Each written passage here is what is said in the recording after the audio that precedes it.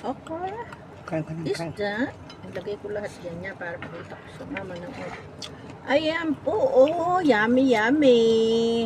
Kain po tayo. Si Lily hindi kita. Okay.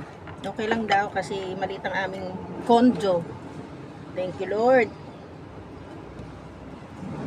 Tanghalian lang po to. Busy trabaho.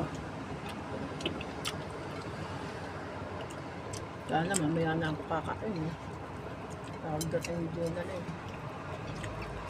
Kain ka ulit. Hindi na. Bagoong pa yan. Sarap. May sukang, yung sukang isa yung gano'n video na yun. Kasi ito lang okay sa akin. Mm-mm. Magaling ako sa ganito. Pwede naman maging rice na yan.